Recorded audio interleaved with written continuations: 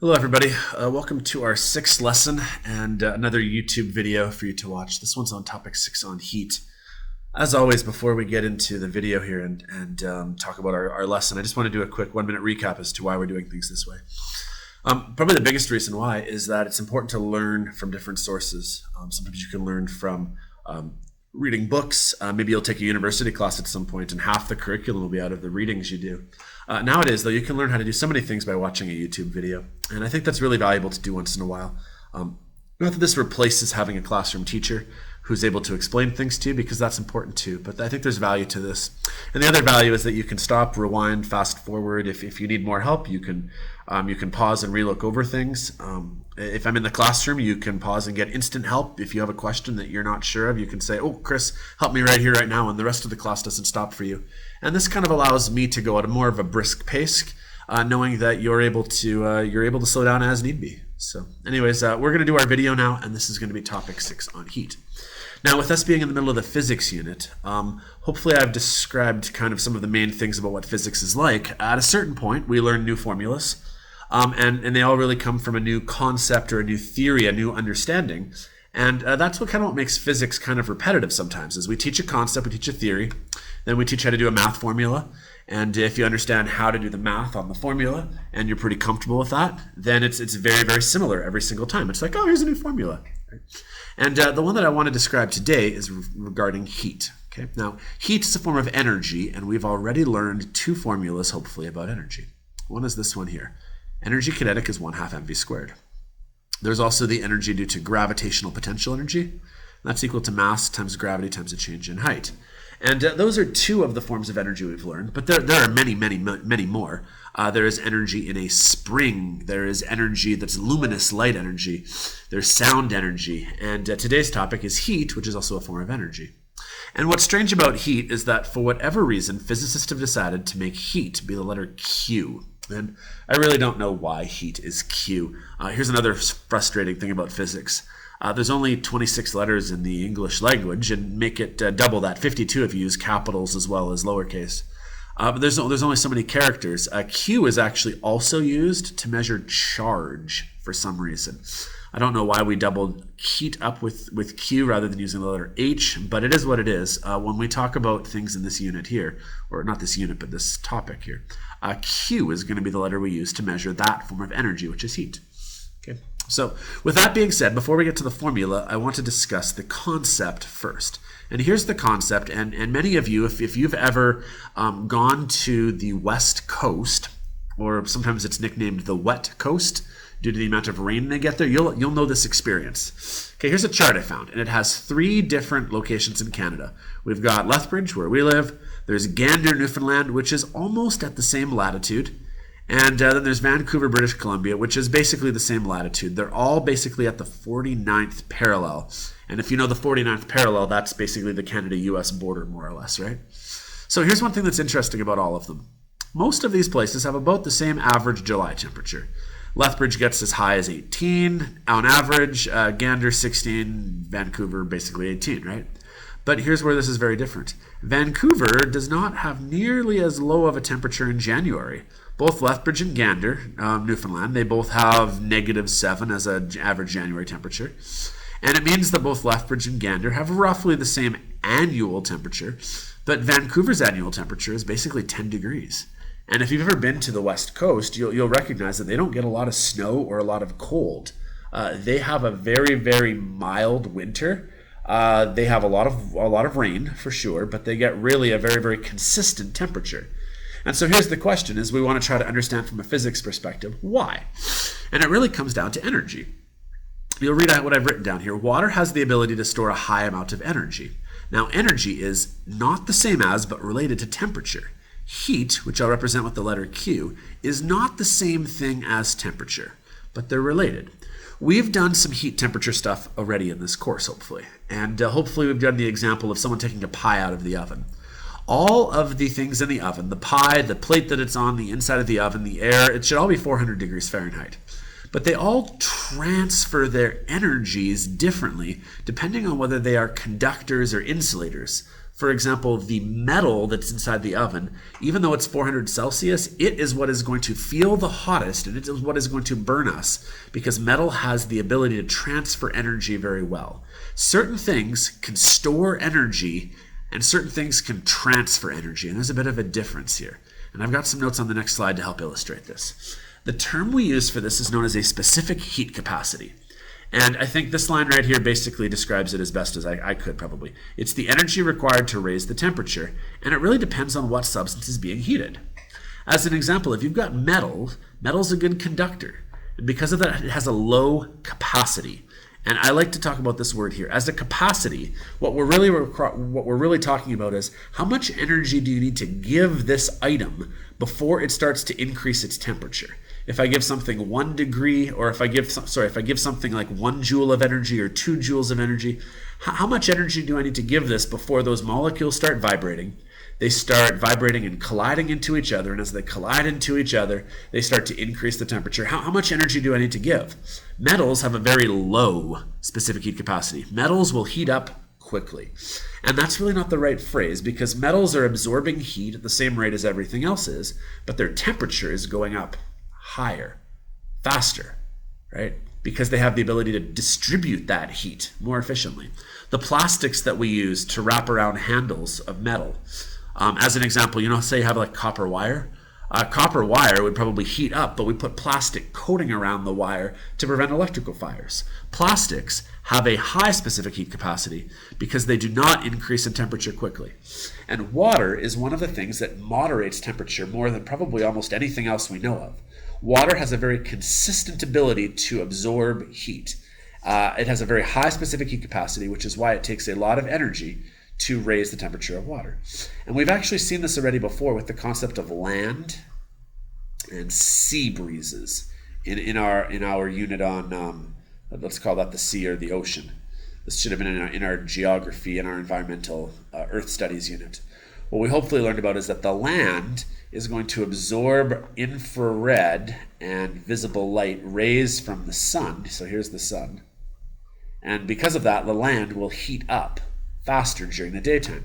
Whereas the sea or the ocean, it really doesn't heat up quite as quickly.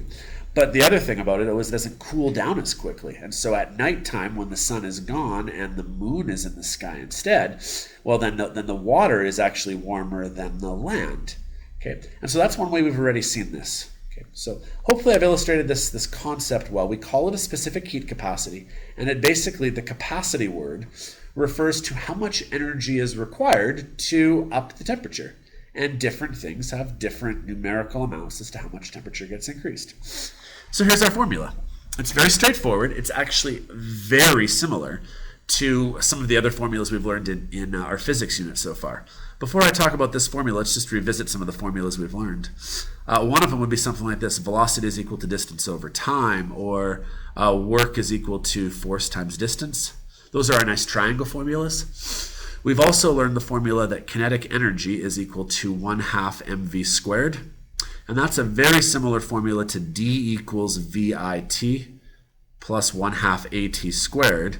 However, I've promised that in our course we'll always make velocity initial be nothing. And you can see these formulas are almost the same as each other.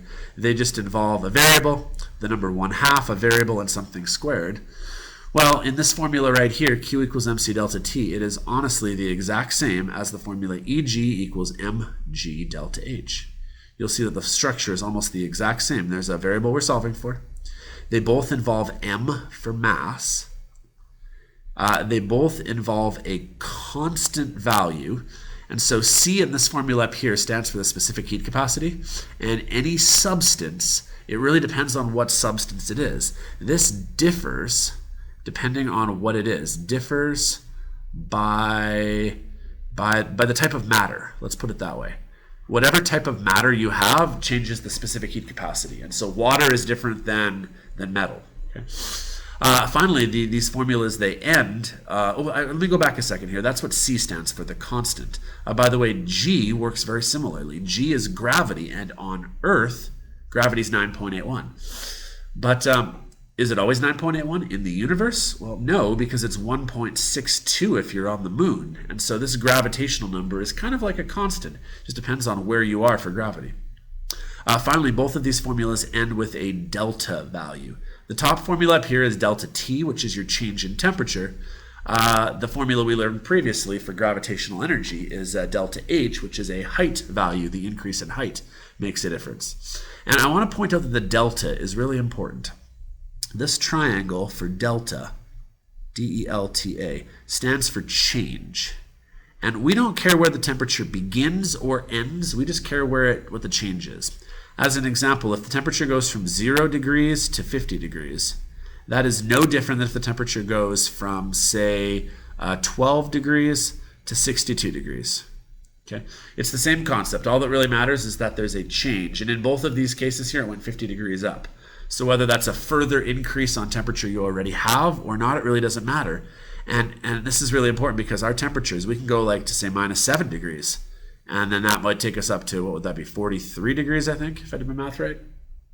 So hopefully that delta makes sense, is that what's really important is the change from location A to location B. Okay, so let's do some examples here, and we'll try some of the math part of physics in a second. So here's our first example. It's fairly straightforward. We're going to use the formula Q for heat equals M for mass, C for a specific heat capacity and a change in temperature. And one thing I should point out is that the mass is really important because it really depends on what you're heating up. If, for example, you're heating up a coffee cup's worth of water versus an Olympic-sized swimming pool, wouldn't you need more energy? Right? Like, let's say you wanted to increase the temperature of your coffee mug or your temperature of your swimming pool by 5 degrees. Well, you're going to need a lot more energy of heat in order to heat up a swimming pool than you would a coffee cup, depending on how heavy it is, how much there is. So the mass is one of the first things we need. So in this particular example, we've got a mass of 50 grams. And the specific heat capacity of water is 4.19 joules per gram degree Celsius. And I want to talk about that for a second here. 4.19, that's how many joules you need to move, and we don't write this out with the number 1, but it kind of assumes that we have 1 gram of substance and we're going to move at 1 degree Celsius. That's where this number comes from. So say you had a 1 gram sample, you upped its temperature by 1 degree Celsius, you would need 4.19 joules to do that. And that's what our constant here is. So it's 4.19 for C. And this constant here really depends on your substance because every substance is slightly different. The final number we need is the change in temperature, and hopefully you can see the temperature went from 25 to 50. So to go from 25 to 50, it would be 25 degrees Celsius change. So last step, we then type it all in our calculator. So 50 times by 4.19 times by 25 gives me this value here, 5237.5. So we've got a couple of things we need to do here. First, we need to round this. And so we only get a certain number of significant digits.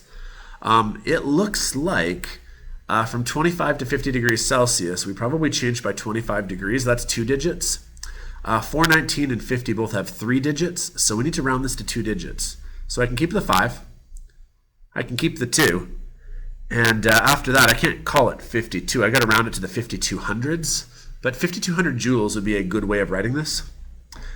You could, by the way, write it as 5.2 kilojoules. You could write it as 5.2 times 10 to the 3 joules. You could even write it as 5.2 E3 joules. All of these really mean the same thing as each other, as long as we have 2 digits. What I do know for sure is that we're in the 5,000s. I know we probably round closest to the 200s, but the 30 and the 7 that we have written right here and the 0.5, I can't guarantee that because the 25 to 50 degrees Celsius change of 25 degrees, maybe it was 25.1, maybe it was 24.7. We really don't know for sure. And so this is the best we can say. Anyways, hopefully that first example makes sense. It doesn't really require a whole lot other than just substituting numbers into a formula. And I think this one right here is probably the best way of writing it. 5200 joules is how much energy it takes to increase water by 25 degrees. Well, let's try another example. And this is the beauty of doing this lesson here with doing it asynchronously and over a video, is that we now have the ability here to go a little bit faster. If you need to go over that example again, feel free. Right? If not, I'm just going to move right along. And but if you need to, rewind, watch again, put up your hand, ask for help if you're in the class. Okay. So here's example 2. Let's say we have the specific heat capacity of aluminum is now down to 0.90 joules per gram Celsius.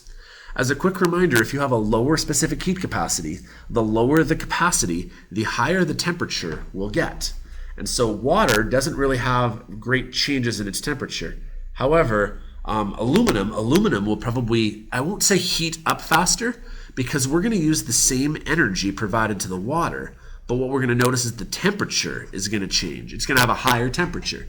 And because of that higher temperature, it's really related to the fact that aluminum has the ability to conduct electricity, not electricity, heat. Well, it does both, but it can conduct heat more effectively than water can. So here's what we're going to do. We're going to take that same formula, Q equals mc delta T, but now we're going to solve for a temperature change. So here's where that algebra comes in.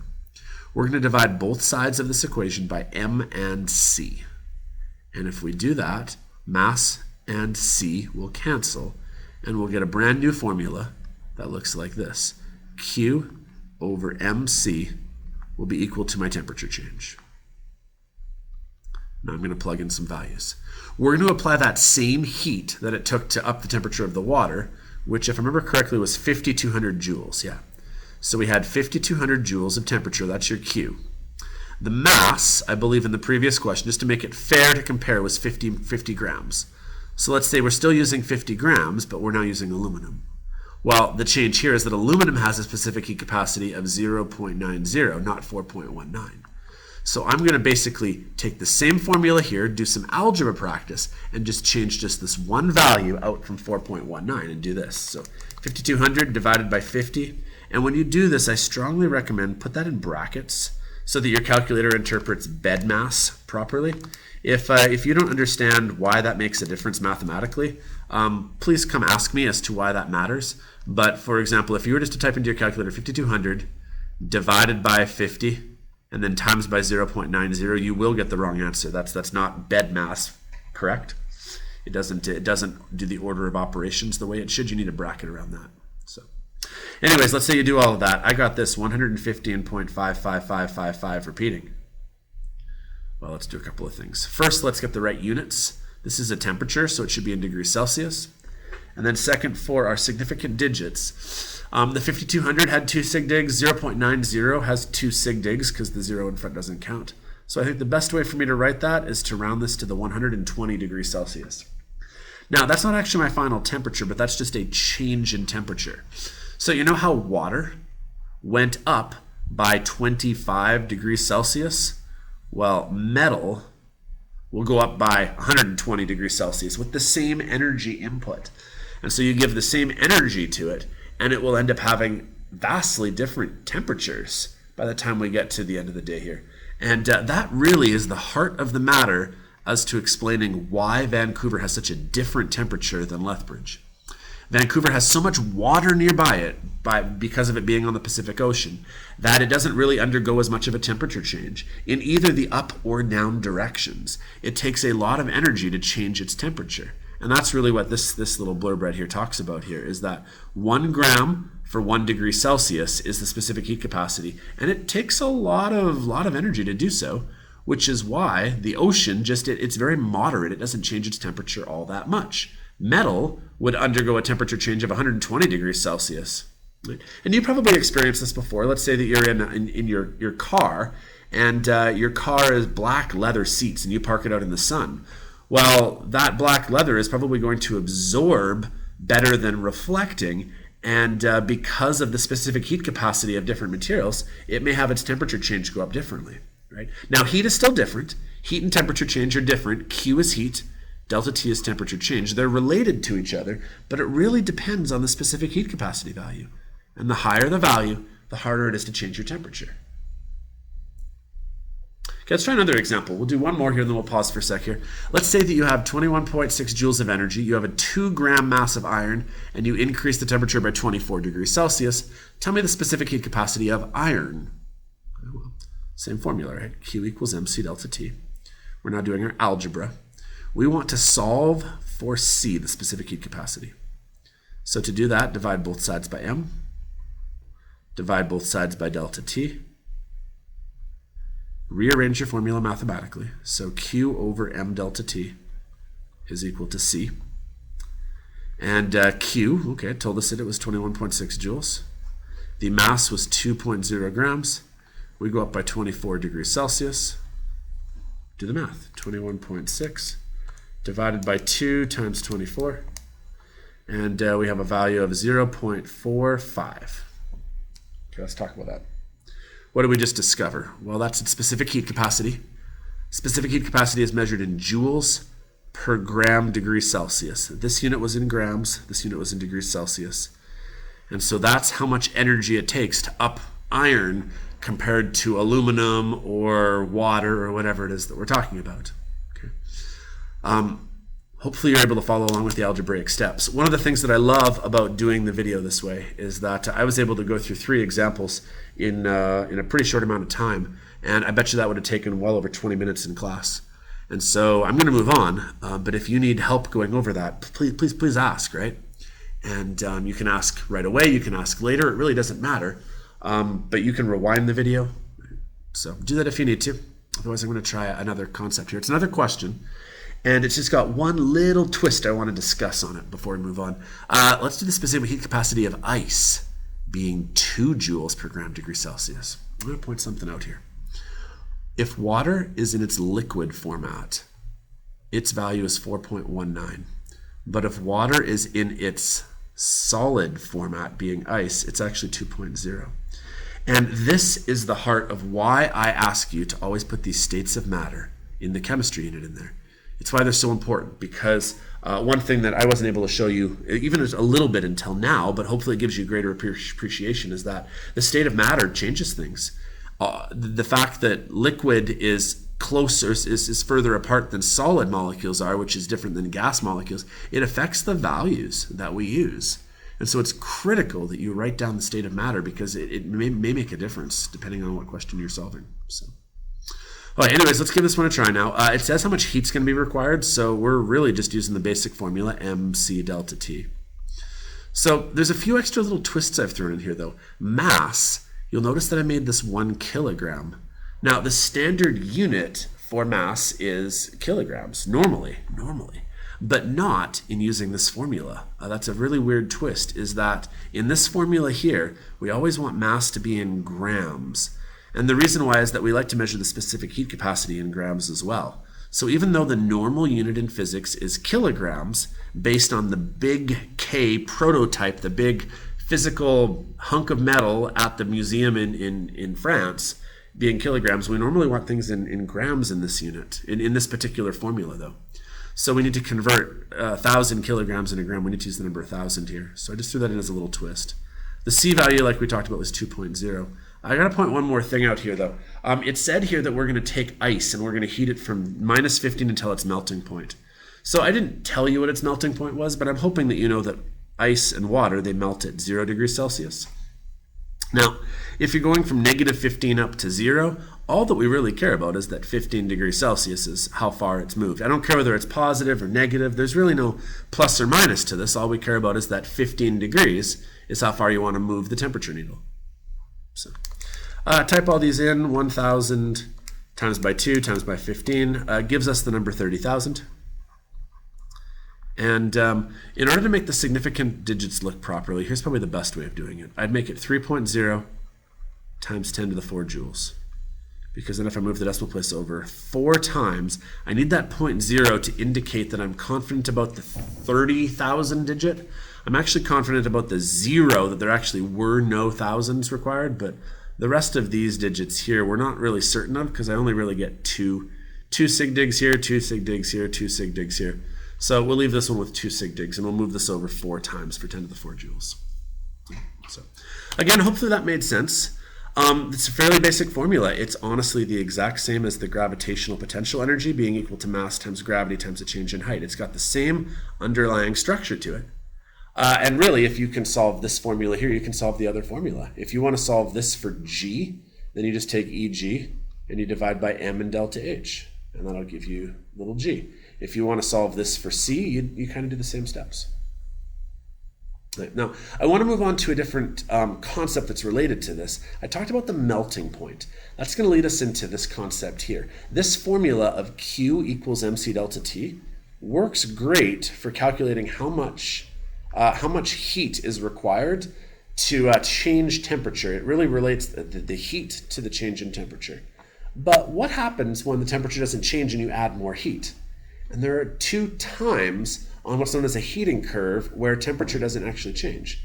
It's right here and right here. There's these flat level sections where what's happening right here is you have something in a solid form. And then you're changing its temperature, but then for a while it's melting and its temperature doesn't change. Water, for example, you're going to have to add some energy to melt frozen water, but its temperature will be at 0 the whole time. Well, then it goes into its liquid phase. Then you boil it and it vaporizes and turns into a gas. And you've got these two sections right here where there is no temperature change. And that's what I have written here. What if there is no temperature change? You're still adding heat, but there is no temperature change. What do you do? And so that's going to be the last thing that I show you is how do we account for these flat sections here where you have to basically take molecules, you have to make them vibrate faster and move far enough apart that the phase changes. Okay. I'm actually going to do that by doing an example first. And I think the example tries to help explain how this works here. As this example here, let's say that we take 27.05 kilojoules of energy and we use it to try to melt 81 grams of ice. Okay. The question is, let's determine the heat of melting, which is for water. And the unit we often use is kilojoules per mole. I need to pause for a second here and talk about that. We like to use the unit kilojoules per mole, not the unit kilojoules per gram. An easy way of solving this would be to say, well, it takes 27.05 kilojoules to melt 81 grams. But the problem with this is that that's very specific for ice. And what we really want to do when we're talking about these things changing phase is we want to talk about how many particles you require, not how heavy they are. Because really, when you're changing a state of matter, you're taking particles that were solid and you're eventually moving them further and further apart to make it a liquid. And you're eventually making them even further apart in order to make them a gas. And so we really care about the amount of particles that you have. Now, if you remember that there are 7 main units of measuring things in physics. There's kilograms, there's meters, there's seconds. Those are our base 3.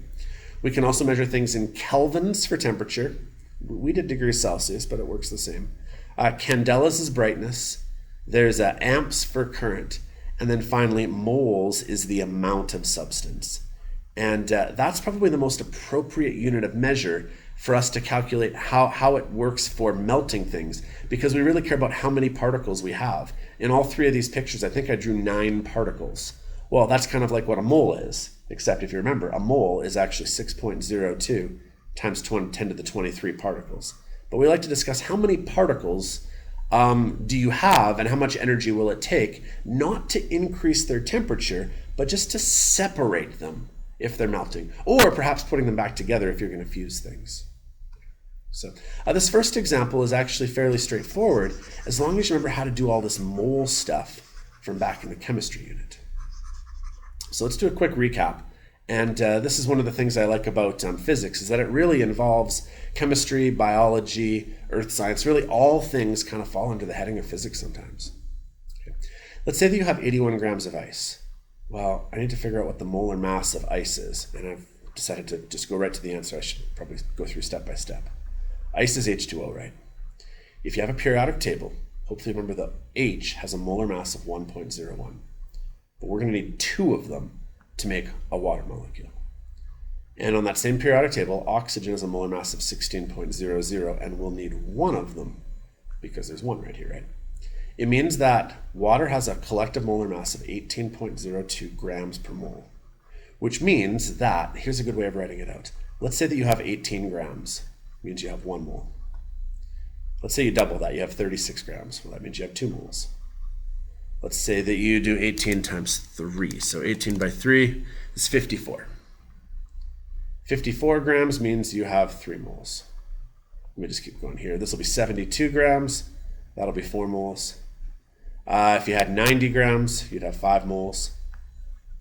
Let's work backwards. Let's say you had 9 grams. You'd have half a mole. Well, here's the question. We have 81 grams. How many moles do we have? 81 grams falls somewhere in here. So it means we have between 4 and 5 moles. Okay. Now, the great thing about this is that there's really no formulas involved. You don't need to use any sort of formulas. But if you really want to, there is one that you can use. Oh, I should draw that off so you can see it on the screen. Hang on. Sometimes people make a triangle out of this, and they say that a molar mass is equal to a mass divided by, sometimes we use N for moles. Maybe you've seen a formula like this. I'm going to write this out in words, though. It kind of works better here. This is going to be your mass. This is going to be your moles. And this is going to be your molar mass. And so if you have a molar mass and you want to figure out how many moles you have, cover up moles and take your mass and divide by your molar mass. In our case, take 81 grams and divide by 18.02. And let's calculate what the number of moles we have is. I already know it's between 4 and 5, right? Because isn't 81 somewhere between 72 and 90? So 81 divided by 18.02 tells me that I need, I just need to make some more room on the screen here so you can see this. 81 divided by 18.02 is 4.49500554.9. That's how many moles we need. Now, way back up here at the top, we were starting off with that many kilojoules. And our question is to tell it in kilojoules per mole. So we're going to do one last thing here. I'm going to say that we needed 27.05 kilojoules to melt 4.49 moles. So really, this just means divide these numbers from each other. So I'm going to take 27.05. And if you can on your calculator, if you can go and if you can recall a number in your calculator's memory, try dividing by 4.4950055549. Try not to ever round it until we're done. So I'm going to divide by that 4.4950 number. And when I do that, I get this. I get 6.01779, etc. And the units for that would be kilojoules per mole. And here's what we've accomplished. Okay. This then tells you how much energy is required to melt and change the phase of a certain number of particles. The first time I drew this, I erased it, but I drew 9 particles. If you have 6.02 times 10 to the 23, a way of counting particles, if you had that many particles, you'd need this many joules. And maybe as a better way of writing it, let's make this 6.0 kilojoules per mole, because I believe we only get 2 sig digs. If you want to look back through the question here, you'll see that although I've buried it with some writing here, we had 81 grams right here. That means that we're limited to 2 digits when we're done. Which basically, another way of looking at this is that there's 6,000 joules to melt a mole's worth of particles. Okay. That's the standard way of us recording that. And the reason why that matters is that in our last example we're going to do, that's the sort of formula that you use when you want to figure out how much energy is required for these phase changes. We measure them often in kilojoules per mole. And as a unit, sometimes we use the unit delta H, and sometimes VAP for vaporize, sometimes FUS for fusion, sometimes MELT when you're melting. But we often use delta H for that for some reason. And again, I'm not really sure why we pick different letters, because here, why didn't we use H for heat? And now here we do. So, but anyways, we've got one last example we're going to do. And this is our last one. So if you need to, maybe take a quick little pause before we start this one. This one's a bit challenging because it involves a lot of different concepts and there'll be numbers everywhere. The more important thing than being able to do all of this math work, though, is understanding the theory behind it. That's just as important. Okay, so here's our last example. We've now calculated the heat of fusion of ice is 6 kilojoules per mole, or if you want to write it a bit differently, that's 6,000 joules to melt a mole's worth.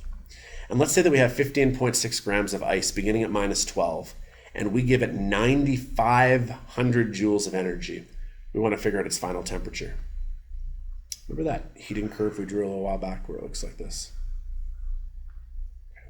Here is where it's going to be in a solid state of matter.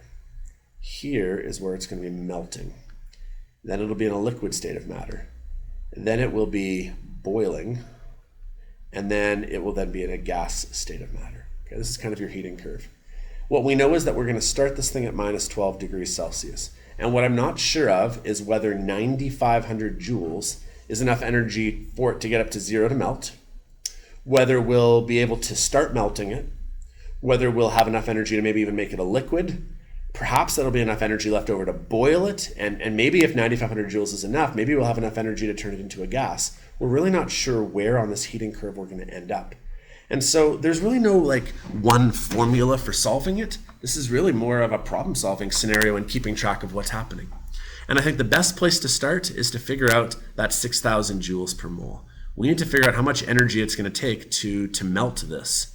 And so I know that it takes 6,000 kilojoules, or no, 6,000 joules. It was 6 kilojoules, but it takes 6,000 joules to melt the object for 1 mole. That's what we know. Well, let's figure out how many moles we have then. And so it says that we have 15.6 grams of ice. Let's start there then. So we have 15.6 grams of ice. Well, what's ice's molar composition? It is water, H2O. So just like we did in the previous example, hydrogen is 1.01. We need 2 of them. Oxygen weighs 16.00. We need 1 of them. Add all that together. If you have 1 mole, it on average weighs 18.02 grams. And if I use that same concept in the last example, that means that if you have 18 grams, you have 1 mole. If you have 36 grams, you have 2 moles. And if you have 9 grams, you have half a mole. Well, we have 15.6 grams. So where does 15.6 grams come in? Somewhere right about here. It's not half a mole, but it's not quite up to a mole yet. So how do we figure out how many moles we have? Well, hopefully you're getting better at this just being like a common sense thing. You have 15.6 grams, and a full amount would be 18.02 grams if you had a full mole. I'll even write that out here.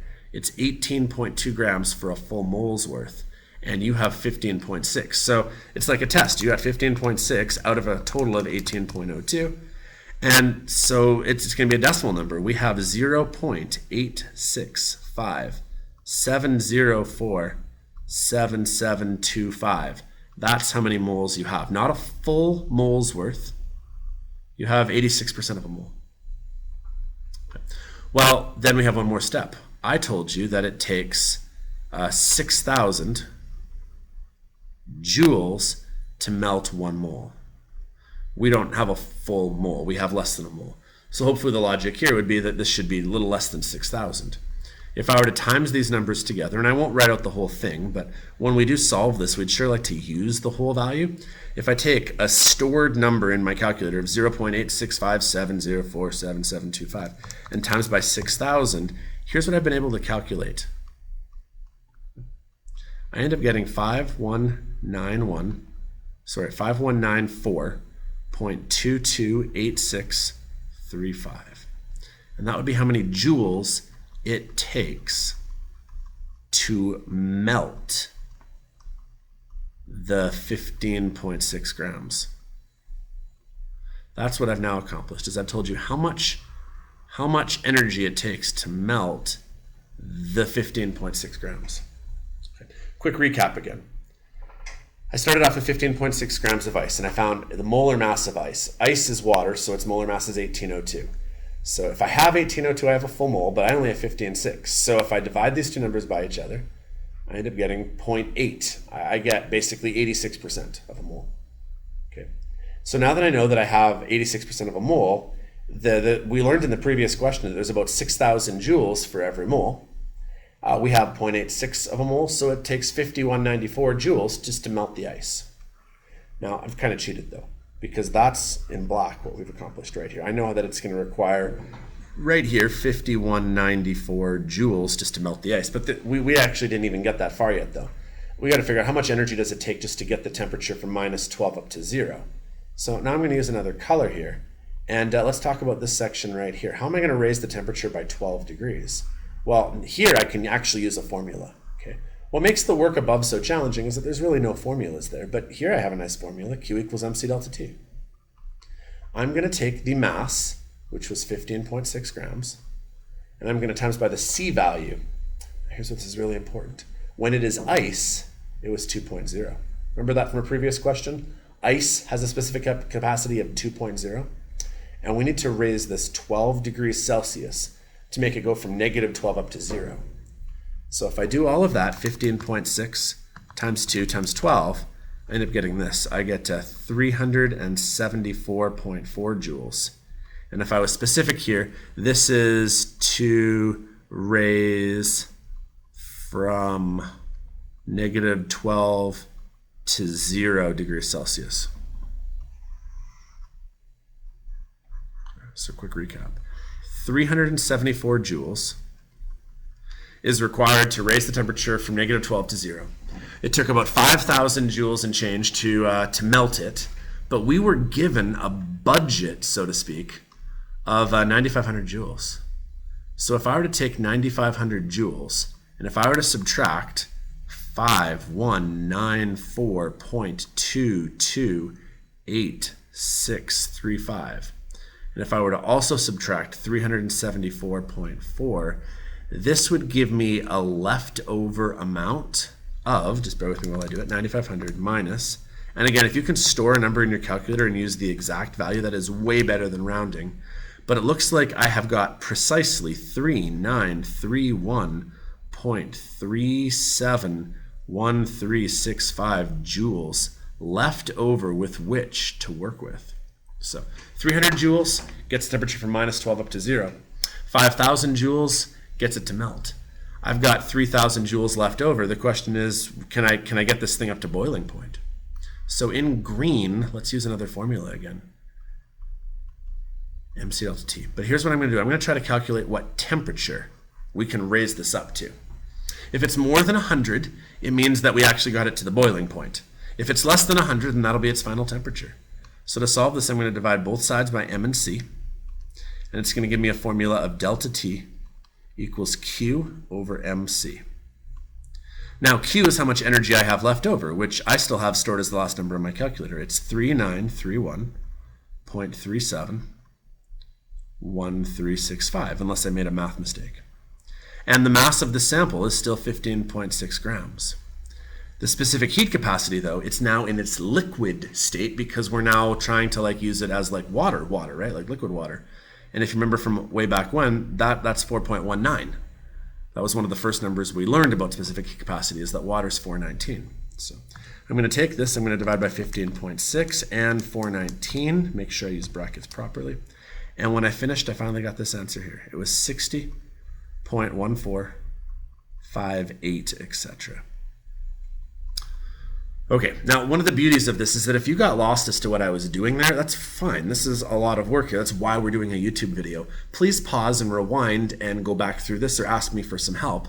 But with significant digits being, I believe, 2, because I think we only get 2 sig digs, it means that my final temperature will be 60 degrees Celsius. Okay, I'll show you why it's 2 degrees in a second here, or 2 sig digs in a second. It's because this number right here and this number right here all had 2 sig digs. So it looks like we had enough energy left over to get us up to about here, 60 degrees Celsius. And that's about as much energy as we had from our budget of 9,500 joules. So again, if you were able to follow this question, that's fantastic. But I don't do multiple examples. I don't find that doing 12 examples of the same thing often helps. If you want to, we could just redo this and change this number to -37 degrees, and we could change this number to 25 grams, and we could change this number to 18,700 joules. If you want to, I mean, you can try it again, make up some different numbers. But I try to do one good high quality example, and then if we need more examples after that, we totally can do that. But at a certain point, what's more important is the concept.